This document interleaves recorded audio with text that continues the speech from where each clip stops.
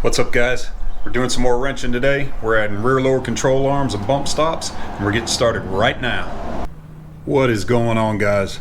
Look, I'm glad to have you back. I'm real excited to get this little project underway today. It's going to complete my suspension, complete my lift kit.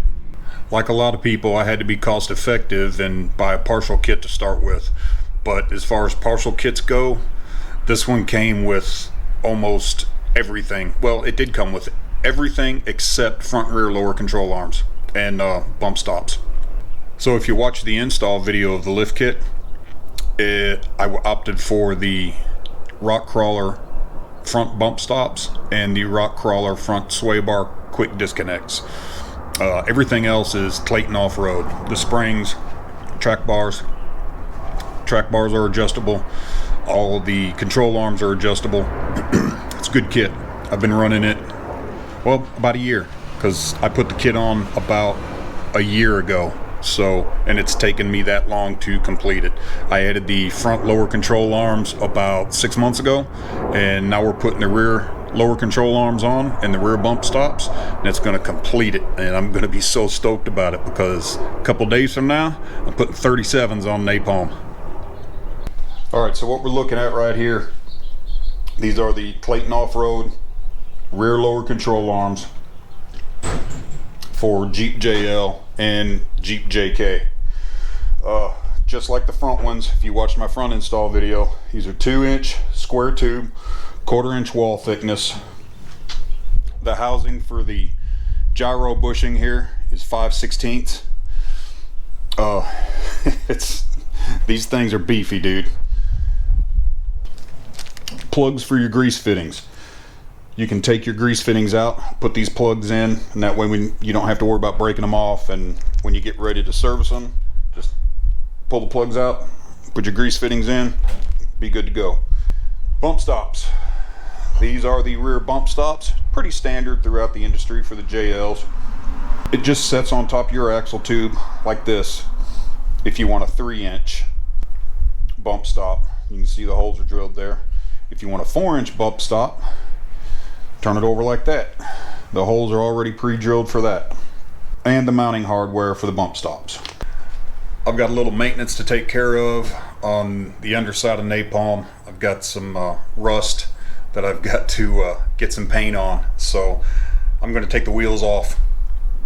That way it's cloudy out today. Hopefully it'll give a little bit better light so you guys can see what I'm doing and give me more access to some of those areas that I got to work on. All right, I got the wheels off of it. What I was talking about, some rust damage. You can see right there on my lower shock mount, it's been beat up pretty good. Got some rust starting there, so I'm gonna have to clean that up and get some paint on it. Pretty much the same way all around the that whole bracket. There's only 2 bolts right here and one up the front right there. They're both, the bolt head and the nut are 21 millimeter.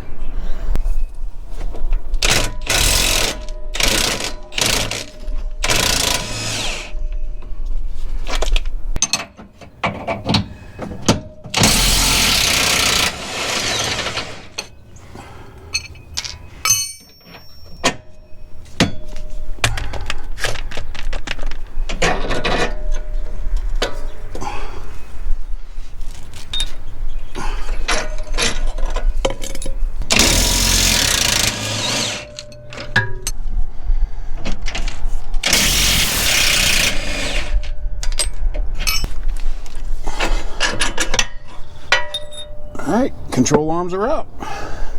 My control arm, I've already adjusted the length. For the 2-door on a 2.5-inch lift, it's 20 inches. So you're going to measure from the center here to the center here.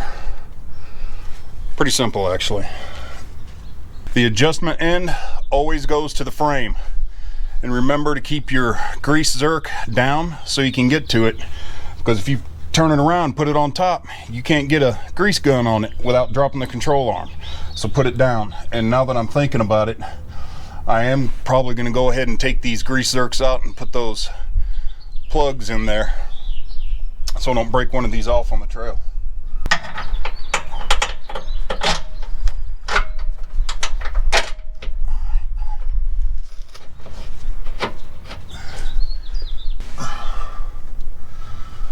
Alright, pro tip. Don't take both of them off at the same time. Here's why. So I was laying here on my creeper just like I am now, and I noticed my drive shaft was like that. I was like, that's not right. And so then it occurred to me what had happened was, it wasn't that the axle shifted, it was that the differential dropped, right?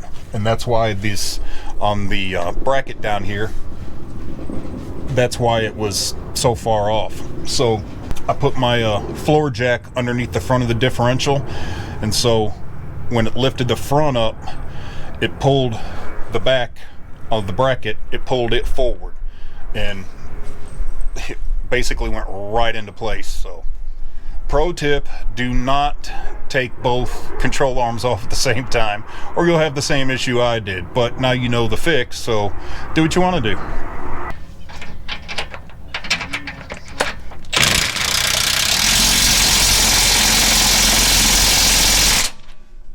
"90 foot-pounds. I will come back and put a torque wrench on these.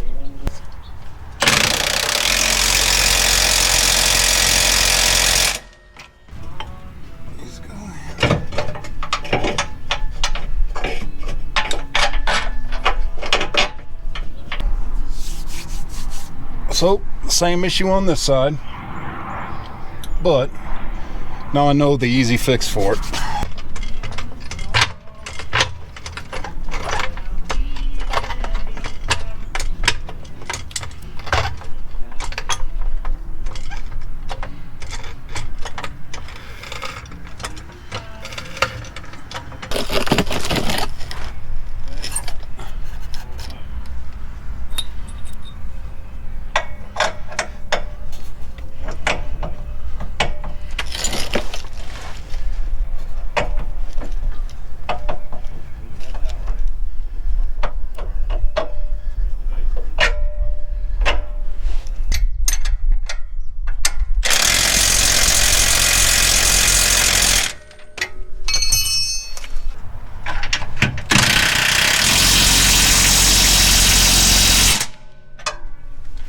Rear load control arms are on. Now the bump stops. So I'm going to do the 3-inch rather than the 4-inch. So your bump stop's actually going to sit right there, just like that. Now if you want the 4-inch, just turn it over like that. The hardware that comes with is 9/16.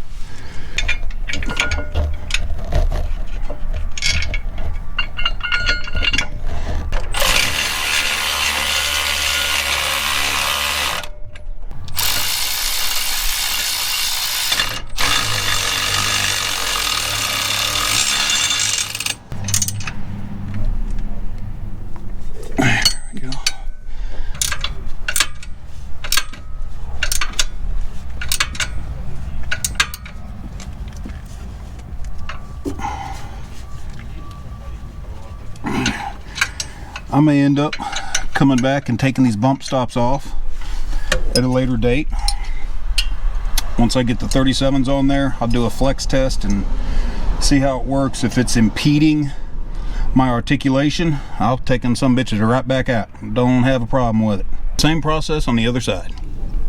All right, guys, that's it for today's video. You run into some issues when you're doing stuff like this on in your driveway, and you just gotta figure out how to work around them. Remember to like, comment, subscribe, and share. Till the next time, keep the shiny side up. Jeep on.